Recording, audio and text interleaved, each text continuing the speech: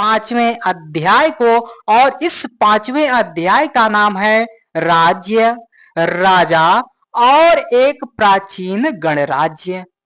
और इसके अंतर्गत भी हम लोग इसमें मोटा मोटी क्या देखने वाले हैं, तो हम लोग देखने वाले हैं वैदिक काल को, और वैदिक काल में भी हम लोग जो है उत्तर वैदिक काल को देखेंगे। तो यहाँ जो है आपका वैदिक एज का जो है माहौल दिख रहा होगा, तो ये आप देख सकते हो। और फिर उसके बाद इस अध्याय में हम लोग बात करने वाले हैं 6ठी शताब्दी ईसा पूर्व के विषय में, और उसमें भी जो है हम लोग मगध के विषय में पढ़ाई करने वाले हैं, वज्जी संघ के विषय में पढ़ाई करने वाले हैं। तो उसका भी माहौल जो है आप इधर देख सकते हो। और आपकी एनसीईआरटी ने जो है अश्वमेध यज्ञ के विषय में जो है चर्चा कर रही है, तो ऐसे में जो है आप सभी ने जो है रामायण और महाभारत सीरियल को देखा होगा, तो उसमें जो है अश्वमेध यज्ञ के विषय में आपसे जो है काफी अच्छी तरीके से चीजें बताई गई हैं। आप वहां जाकर उन चीजों को देख सकते हो, समझ सकते हो, है ना। तो इसलिए मैं यहाँ अश्वमेध यज्ञ के विषय में चर्चा तो बिल्कुल भी नहीं करूंगा। और इसी अध्याय में आपका दिया गया है वर्ण व्यवस्था के विषय में, उस पर जो है मैं 1 मिनट से ज्यादा और चर्चा नहीं करूंगा, है ना। तो इतनी बात जो है आपको समझ में आ गई होगी। तो यही एक बात और समझ लेना चाहिए कि एनसीईआरटी ने आपका जो है 3 शब्द जो है दे रखा है ना। कितने शब्द दे रखा है? 3 शब्द, जिसके विषय में जो है आपको जान लेना चाहिए। तो वह शब्द जो है कौन कौन से हैं, तो आपका दिया गया है, क्या दिया गया है? तो ये है जन, दूजा है जनपद, और तीसरा आपका मिलेगा महाजनपद। क्या मिलेगा? महाजनपद। इतनी बात जो है आपको समझ में आ गई होगी, है ना। पहला शब्द एनसीईआरटी ने क्या दे रखा है? जन। दूसरा शब्द क्या दे रखा है? जनपद। और तीसरा शब्द क्या दे रखा है? महाजनपद। तो देखो समझ लो, एक छोटी सी गोली है, तो इसे क्या कहेंगे? जन।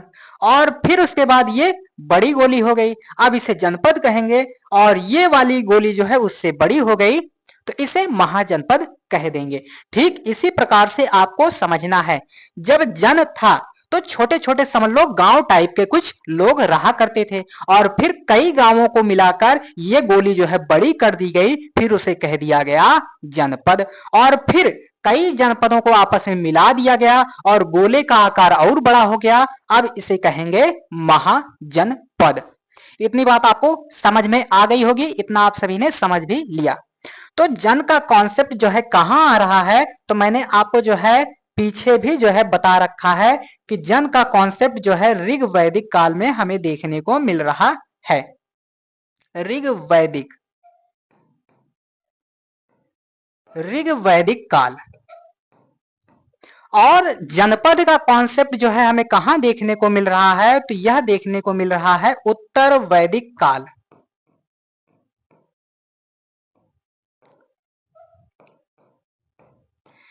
और महाजनपद हमें कहां देखने को मिल रहे हैं, तो ये हमें मिल रहा है 6ठी शताब्दी ईसा पूर्व में। 6ठी शताब्दी ईसा पूर्व।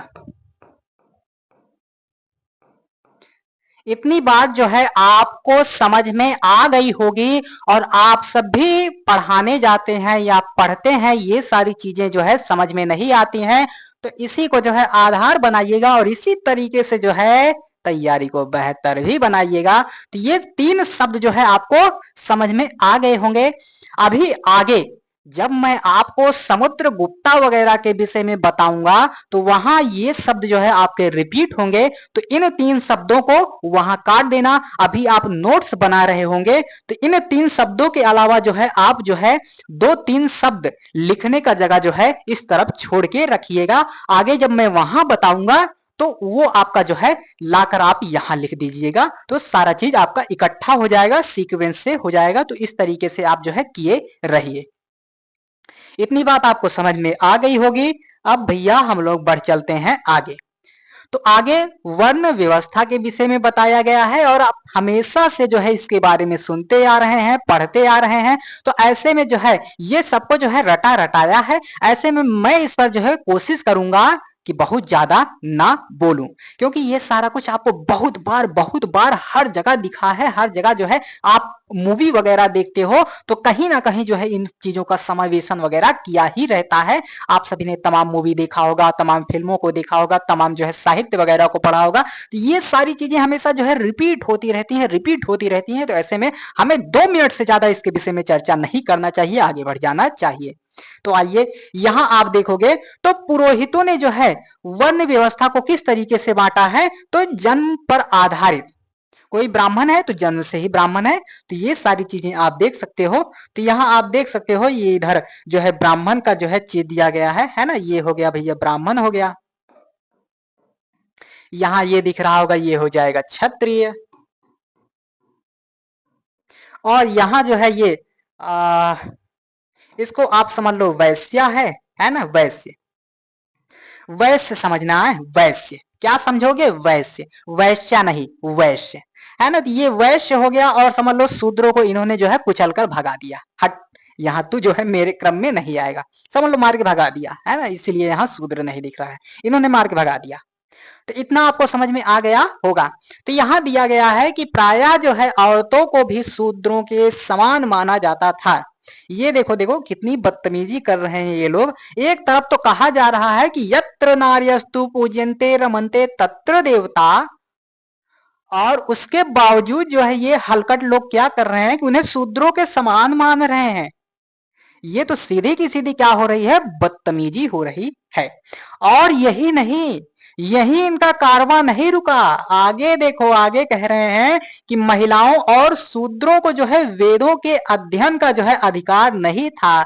इन लोगों ने जो है उनका अधिकार भी छीन लिया, उन्हें जो है पढ़ने लिखने से वंचित कर दिया गया। बताओ कितनी बेवकूफी वाली बात ये कर रहे हैं, कितनी बेवकूफी वाली हरकत कर रहे हैं। और जब ये ऐसा हरकत कर रहे हैं तो ये अच्छे कैसे होंगे। कुछ लोग हालांकि अपने अपने हिसाब से सोचते हैं, मैं ज्यादा कुछ नहीं बोलूंगा, है ना। तो यहाँ आप देख सकते हो, और मैं एक कॉन्सेप्ट रख ही रहा हूं कि यत्र नार्यस्तु पूज्यन्ते रमन्ते तत्र देवता। जहां नारियों की पूजा हो रही वहां तो देवता निवास कर रहे हैं, लेकिन जहां उनका अपमान हो रहा है, जहां उनकी पूजा नहीं हो रही है, वहां क्या निवास करेंगे, तो राक्षस निवास करेंगे। बाकी आप समझ गए होंगे, अब इतना तो दिमाग है ही आप में।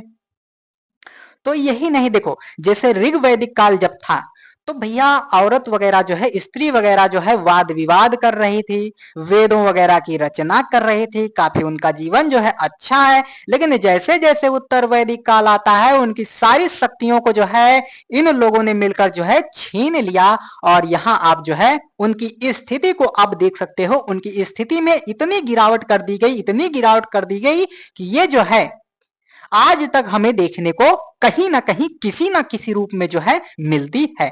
और यहाँ तो वर्ण व्यवस्था है। जब मैं आपको जो है 7वीं की एनसीईआरटी पढ़ाऊंगा, मध्यकालीन भारतीय इतिहास पढ़ाऊंगा, तो वहां जो है इस वर्ण व्यवस्था ने जो है इसे जो है अब जाति रूप में जो है कन्वर्ट कर दिया जाएगा।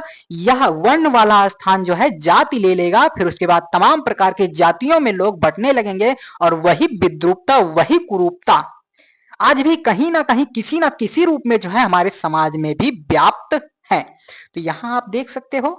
बाकी तो आप सभी जानकार हो, आप सभी को बताने की जरूरत नहीं है, आप सभी सब समझ रहे हो, सब जान रहे हो। ये हो गया।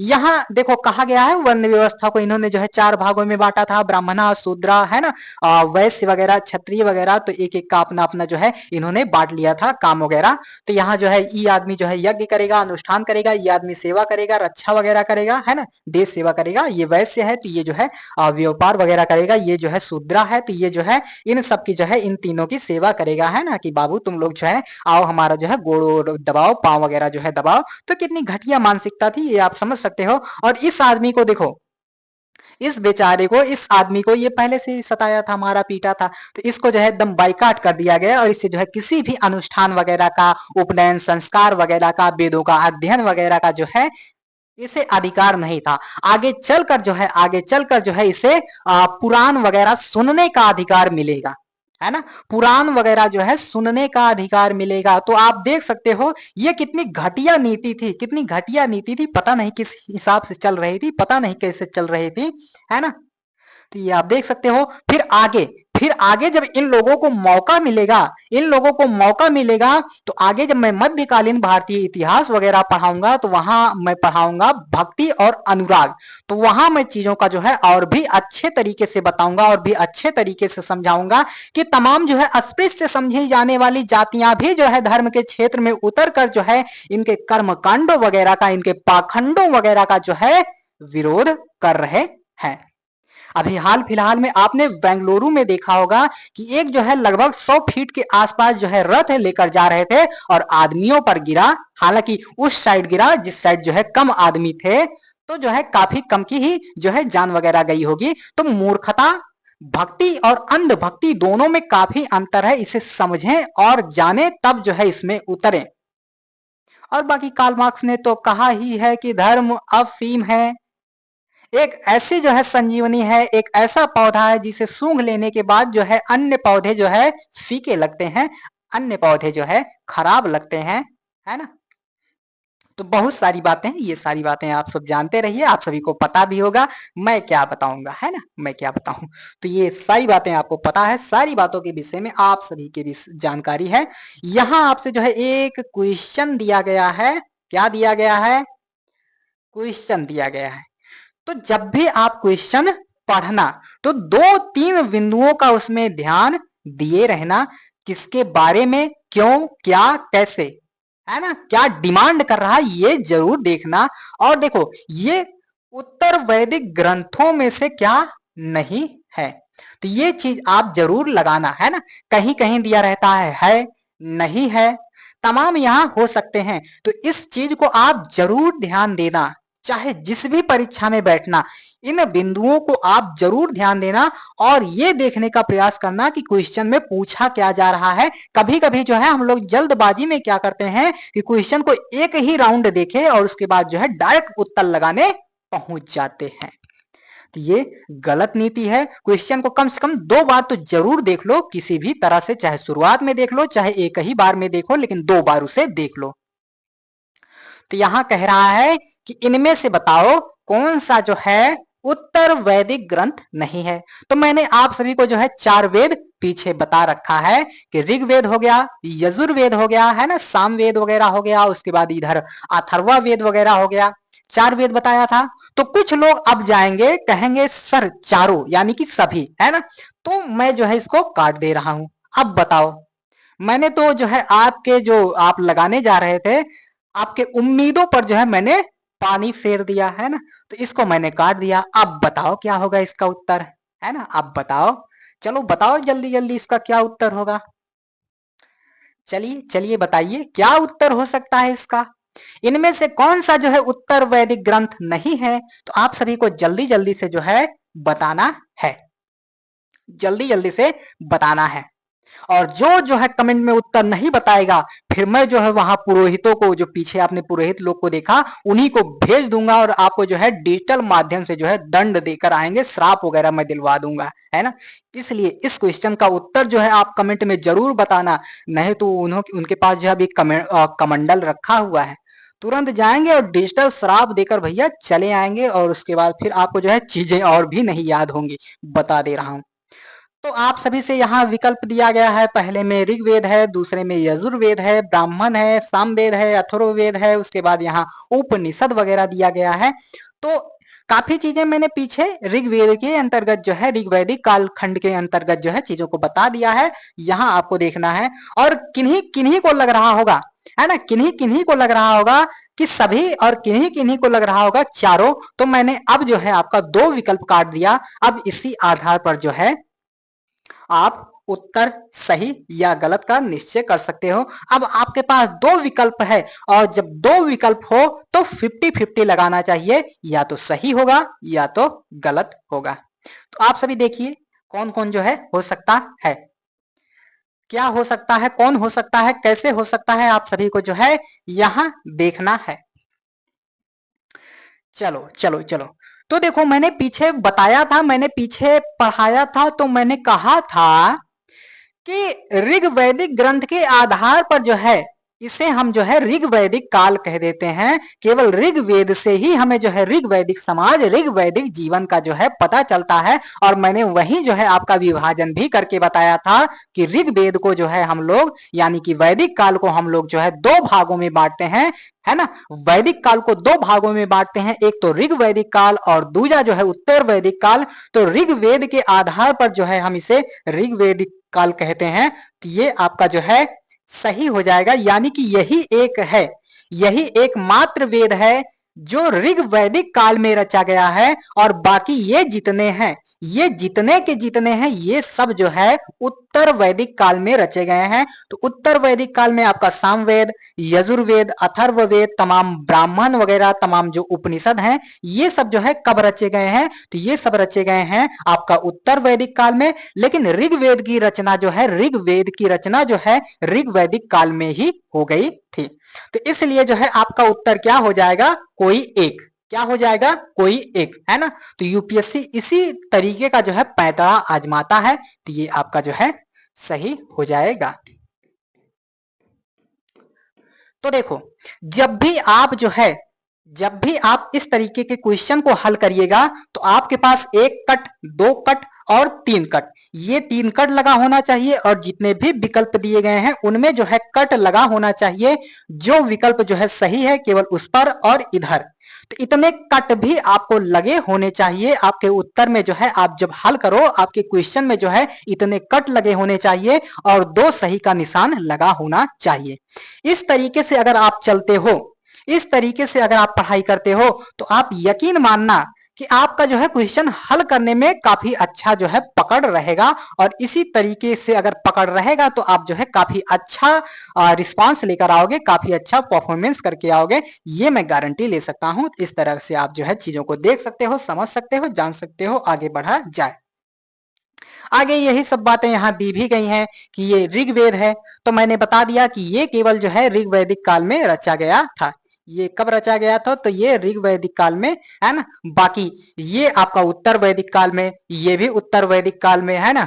और ये भी जो है आपका उत्तर वैदिक काल में, इसकी भी रचना जो है उत्तर वैदिक काल में हो रही है, इसकी भी रचना जो है उत्तर वैदिक काल में हो रही है, इसकी भी रचना जो है उत्तर वैदिक काल में हो रही है, इसकी भी रचना जो है उत्तर वैदिक काल में हो रही है। यहाँ आप जो है कठोपनिषद दिया गया है, बहुत पहले जो है कठोपनिषद से क्वेश्चन बना दिया गया है, कठोपनिषद से जो है क्वेश्चन पूछ लिया गया है। हालांकि हो सकता है वही क्वेश्चन रिपीट हो या कहीं अन्य जगह से जो है क्वेश्चन पूछे जाए। तो ये आप जो है एक दृश्य वगैरह जो है देख सकते हो, समझ सकते हो। तमाम जो आपके वेद वगैरह हैं, है ना, ब्राह्मण ग्रंथ वगैरह हैं, उपनिषद वगैरह हैं, तो तमाम चीजों का जो है जिक्र यहाँ कर दिया गया है। एक बार जो है आप इस तरीके से देख लो, हो सकता है जो है आपका दिमाग वगैरह खुल जाए, हो सकता है ज्ञान की बत्ती जो है भग भगा के ऐसे जलने लगे। तो ये आप देख सकते हो। आगे बढ़ते हैं। तो आगे अब यहां हम लोग पढ़ने वाले हैं मृद भांड के विषय में। क्या पढ़ने वाले हैं? तो मृद भांड के विषय में।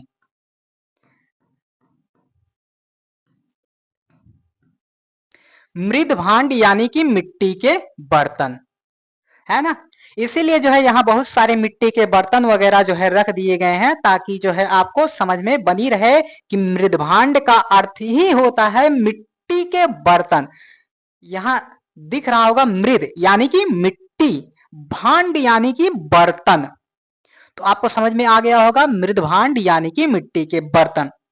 तो देखो, मिट्टी के बर्तनों का निर्माण अगर हम लोग देखें तो इसका निर्माण हमें कहां देखने को मिलता है? तो हमें पाषाण काल में देखने को मिलता है। और पाषाण काल में भी हमें कहां देखने को मिलता है? तो हमें जो है इसका सर्वप्रथम प्रारंभ देखने को मिलता है नवपाषाण काल में। कहां देखने को मिलता है? तो नवपाषाण काल में, है ना, नवपाषाण काल में। तो नवपाषाण काल में इसका निर्माण हो रहा है। एक स्थल आपने देखा होगा मेहरगढ़। तो मेहरगढ़ का जब आरंभिक चरण चल रहा था तो वहां जो है मिट्टी के बर्तन जो है बिल्कुल नहीं बन रहे थे। लेकिन जब उसका मध्यवर्ती चरण चलने लगता है तो मृदभांड बनना आरंभ होता है। और जब मेहरगढ़, है ना, अपने चरमोत्कर्ष पर पहुंचता है, उसका अंतिम दौर आता है, अपने अंतिम समयों में जो है मेहरगढ़ में जो है चाक पर जो है मिट्टी के बर्तन बनना आरंभ हो जाते हैं। तो यहाँ आप देख सकते हो मेहरगढ़ का एक स्थल है ना, यानी कि नवपाषाण काल का एक स्थल है मेहरगढ़, जहां से हमें मिट्टी के बर्तन बनने के जो है साक्ष्य वगैरह सर्वप्रथम देखने को मिलते हैं। और धीरे धीरे पहले तो नहीं मिल रहा था, लेकिन बाद में मिट्टी के बर्तन बनना प्रारंभ हुए और आगे चलकर जो है चाक पर जो है मृदभांड बनाए जाने लगे, मिट्टी के बर्तन बनाए जाने लगे। तो इसका हमने क्या देख लिया, उद्भव देख लिया है ना। और ये सारे टॉपिक जो है आपको बहुत ज्यादा उलझाते हैं, बहुत ज्यादा जो है कंफ्यूजन पैदा करते हैं। तो ऐसे में जो है सारे मृदभांडों की लिस्ट जो है मैंने एक जगह दे दिया, एक सीक्वेंस से देख दिया। हालांकि एनसीईआरटी ने इस तरीके से जो है डिवीजन नहीं किया था, इस तरीके से जो है बांटा नहीं था, तो मैंने जो है यहाँ सब इकट्ठा कर दिया, आप जो है देख सकते हो। अब जो है अगर सिंधु घाटी सभ्यता के मृद भांडों की बात की जाए तो लाल रंग के मिट्टी के बर्तन होते थे और उस पर जो है काले रंग की चित्रकारी की जाती थी। समझ लो ये वाला जो है, ये वाला ये मिट्टी के बर्तन हो गए। समझ लो ये आपका बना ही है, ये लाल रंग का दिख ही रहा है। और इस पर चलो हम लोग जो है काले रंग से कुछ खुरापात करते हैं। क्या करते हैं, तो यहां समझ लो मैंने ये चल कह नहीं रहा भाई, ये लाल रंग का मिट्टी का बर्तन है और यहां जो है मैंने अपना नाम लिख दिया है ना। तो ये आप देख सकते हो लाल रंग के मिट्टी के बर्तन पर जो है काले रंग की चित्रकारी वगैरह जो है, चित्रकारी वगैरह जो है की जाती थी, है ना। इसको जो है रंगा जाता था, ये आप देख सकते हो। तो समझ लो ये लाल मिट्टी का बर्तन है और उस पर जो है काले रंग से जो है कुछ खुरापात कर दो, यानी कि कुछ चित्र वगैरह बना दो। समझ में आ गई होगी बात। तो ये सिंधु घाटी सभ्यता के मृदभांड थे। समझ में आई बात, इतनी बात जो है आपको समझ में आ गई होगी कि सिंधु घाटी सभ्यता में जो मृदभांड मिल रहा है, जो मिट्टी का बर्तन मिल रहा है, वह लाल रंग का जो है मिट्टी का बर्तन था, उस पर जो है काले रंग से जो है चित्र वगैरह बनाए गए थे। समझ में आ गई होगी इतनी बात। तो इसीलिए जो है मैंने यहाँ जो है इतने सारे मिट्टी के बर्तन लगा दिए। और यहाँ आप देख सकते हो, यहाँ एक जो है काफी बड़ा आपको मृद भांड देखने को मिल रहा है, काफी बड़ा जो है मिट्टी का बर्तन आपको देखने को मिल रहा है ना। काफी बड़ा जो है मिट्टी का बर्तन यहाँ आपको देखने को मिल रहा है, काफी बड़ा मिट्टी का बर्तन देखने को मिल रहा है। तो हमारे गांव वगैरह में जो है इसका नाम था पकंद, है ना, पकंद। इसमें जो है सीधा का सीधा एक आदमी जो है चला जाए तो भी आराम से रह सकता था। जैसे आज जो है ड्रम वगैरह को देखते हैं, बड़ी बड़ी टंकी वगैरह को देखते हैं, तो उसके आकार का ये होता था, यानी कि बड़े बड़े बर्तन होते थे। आप टंकी के तरह जो है समझ सकते हो, है ना, पानी की टंकी जो आती है कई लीटर वाली, है ना, तो उसके समान जो है काफी बड़े बड़े होते थे, है ना। तो इसको पकंद वगैरह के नाम से जाना जाता था। तो ये आप देख सकते हो। आगे बढ़ते हैं, अभी और भी जो है दो चार बातें कही गई हैं। आज अगर हम देखें तो आज हम लोग जो है मिट्टी के बर्तन पर कई अच्छे अच्छे जो है पेंटिंग वगैरह भी करते हैं, है ना, उस पर जो है पेंट वगैरह कर देते हैं और कई कई जगह जो है उस पर प्रिंटिंग वगैरह की भी व्यवस्था है ना। आज तो जो है कपड़ों वगैरह से भी उसे अच्छी तरह से सजा वजा देते हैं। तो तमाम प्रकार की चीजों को कर देते हैं। तो कहीं ना कहीं ये वर्तमान को दर्शा रहा है। ये आदमी देखो ये रंग भी रहा है ना, उसको डिजाइन वगैरह कलर वगैरह चढ़ा रहा है। तो ये आप देख सकते हो। और वर्तमान में कुछ इस प्रकार से हम जो है चीजों को बना रहे हैं। आज तो मिट्टी के बर्तन इतने एडवांस हो गए हैं कि उन्हें जो है हम लोग खाना पकाने के लिए भी जो है उनका उपयोग वगैरह कर रहे हैं। और मिट्टी के जो है कुकर वगैरह भी आ रहे हैं, डेगची वगैरह जो है, बटुआ वगैरह जो है, इधर जो है थाली वगैरह है। तो तमाम बर्तन वगैरह आज आ रहे हैं मिट्टी के, है ना। वहीं अगर हम लोग बात करें ताम्र पाषाण की, है ना, ताम्र पाषाण, ताम्र पाषाण की अगर हम बात करें, ताम्र पाषाण काल और ऋग्वैदिक काल के मृद भांडों की बात करें तो ये थे गेरुआ वर्णी, है ना। आप सभी ने देखा होगा कि जब शादी विवाह वगैरह होता है तो एक आता है गेरू, है ना। तो गेरू से जो है हम लोग घर वगैरह के पास पास जो है कुछ ना कुछ उस पे जो है बिंदु वगैरह तरीके से बनाते हैं और उसको जो है कहीं ना कहीं हम मिट्टी के बर्तन बनाते हैं तो उस पर लगाते हैं। तो ताम्र पाषाणिक जो संस्कृति थी और ऋग्वैदिक काल में जो है कौन से मृदभांड मिल रहे थे, तो गेरुआ वर्णी मृदभांड जो है देखने को मिल रहे थे। तो इसको जो है हम लोग शॉर्ट फॉर्म में क्या कहते हैं, ओसीपी। और वहीं अगर उत्तर वैदिक काल के मृदभांडों को देखें तो उत्तर वैदिक काल में हमें चित्रित धूसर पात्र देखने को मिल रहे थे, जिसे हम लोग कहते हैं PGW। तो आपकी एनसीईआरटी ने इसी के विषय में जो है जानकारी दे रखा था, चित्रित धूसर पात्र।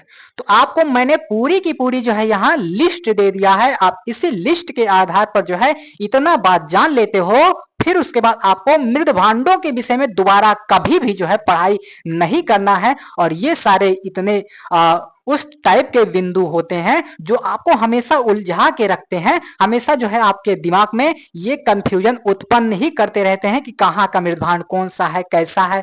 चाहे ये वाला मुद्दा हो गया, चाहे लोहे वाला फैक्ट हो गया, है ना, तो आपको उसमें भी जो है कंफ्यूजन बना रहता है कि कहाँ लोहा कैसे मिला, किस प्रकार से मिला, है ना, पहली बार साक्ष्य कहाँ मिला। और सिक्कों के विषय में जो है सिक्का सबसे पहले कहाँ दिखा, कैसे दिखा, तो ये आपको जो है कई ऐसे फैक्ट हैं, कई ऐसे चीजें हैं जो आपको परेशान करती हैं। तो ऐसे में जहां जिसकी बारी आएगी वहां हम लोग जो है इन शब्दों को पूरा का पूरा समाप्त कर डालेंगे, इन शब्दों को पूरा का पूरा जो है जान लेंगे। और उसके बाद अगर हम 6ठी शताब्दी ईसा पूर्व के मृदभांडों को देखें तो उत्तरी काले चमकदार मृदभांड मिल रहे थे, जिन्हें NBPW कहते हैं। इतनी बात जो है आपको समझ में आ गई होगी, इतनी बात को जो है आपने जान लिया होगा। इतनी बातों को जो है आप एक बार जो है सरसरी निगाह से एक बार देखिए, फिर उसके बाद अगर कोई डाउट होगा तो बताइए।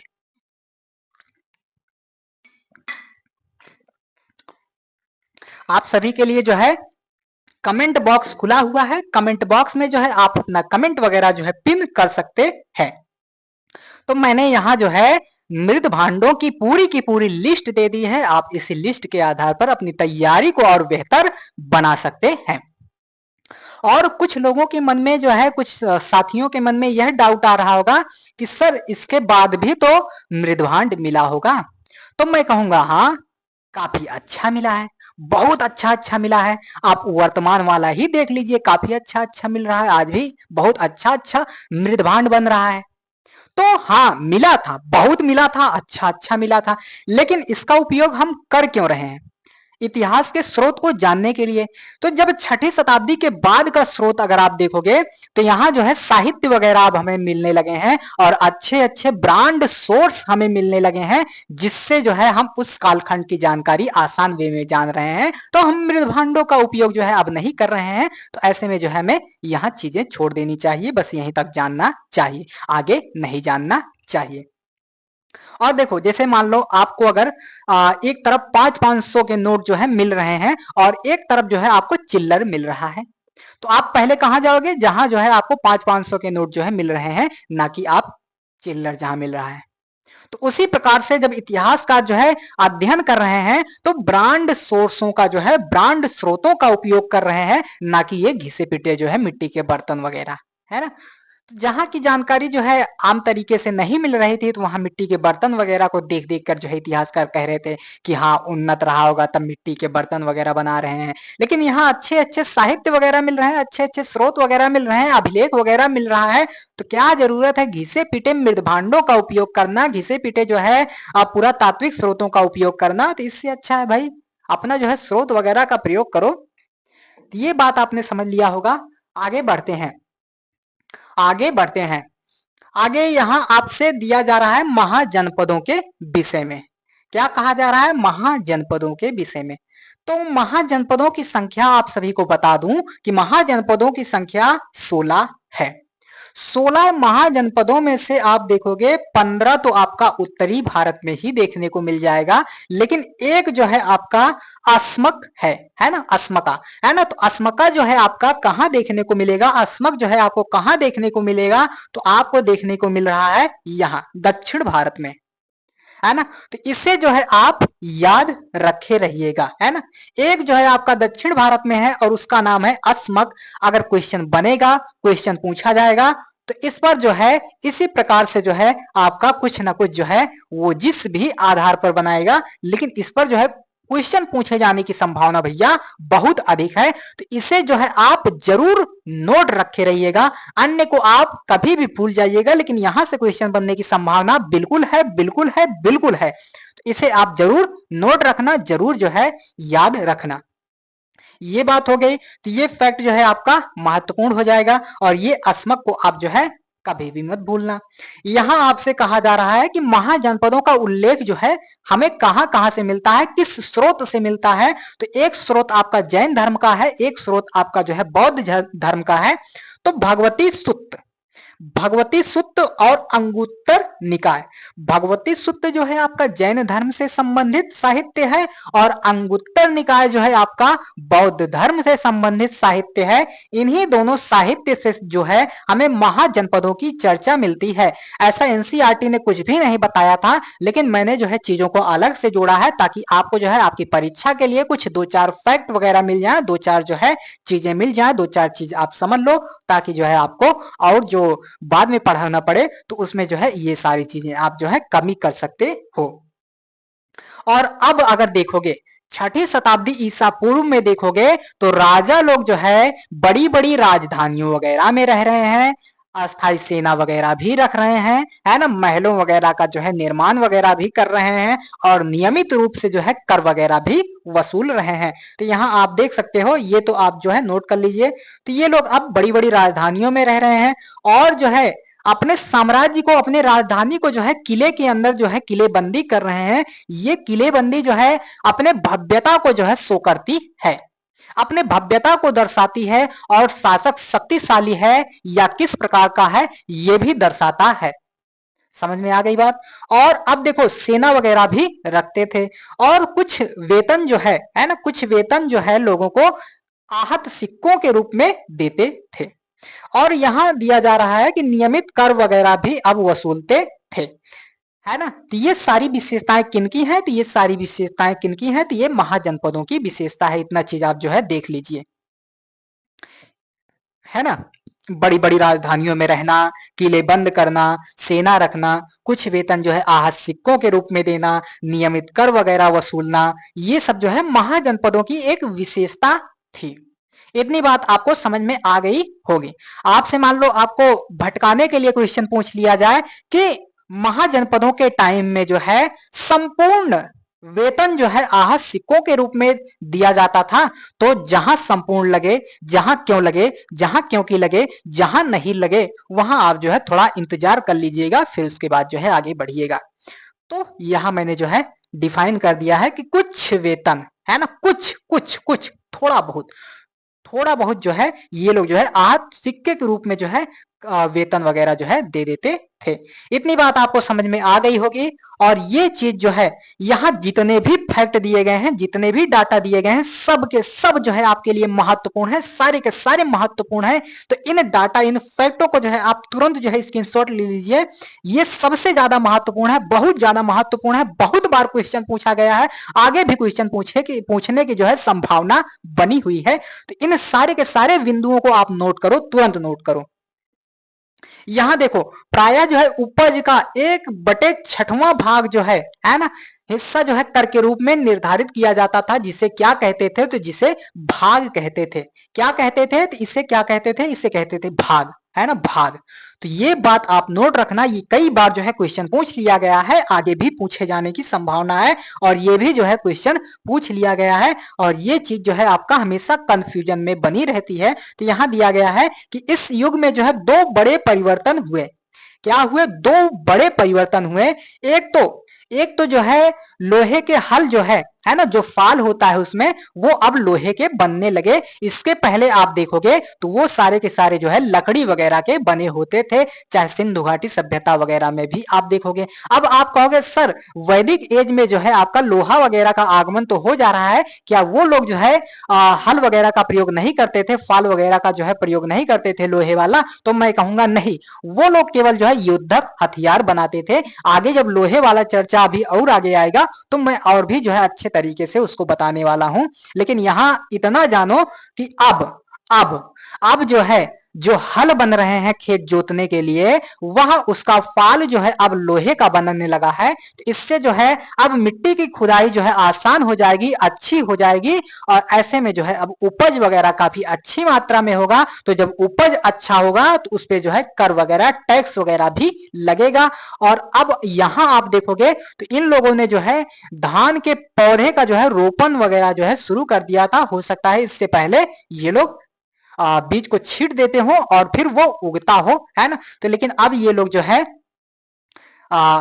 लगाते थे। तो ऐसे में क्या होता है, जितना पौधा लगाएंगे हो सकता है 2 4 10 इधर उधर मिस हो जाए, बाकी सारा का सारा जो है उग जाएगा, सारा का सारा जो है लग जाएगा। लेकिन जब अगर आप छींट कर जो है उसे बोते हो तो ऐसे में क्या होता है, कुछ जो है सड़ गया, है ना, कुछ को जो है धूप वगैरह लग गया तो वो सूख गया, फिर उगा ही नहीं। कुछ को जो है पक्षियों वगैरह ने जो है, कीटों वगैरह ने जो है खत्म कर दिया, वो भी नहीं उगा, है ना।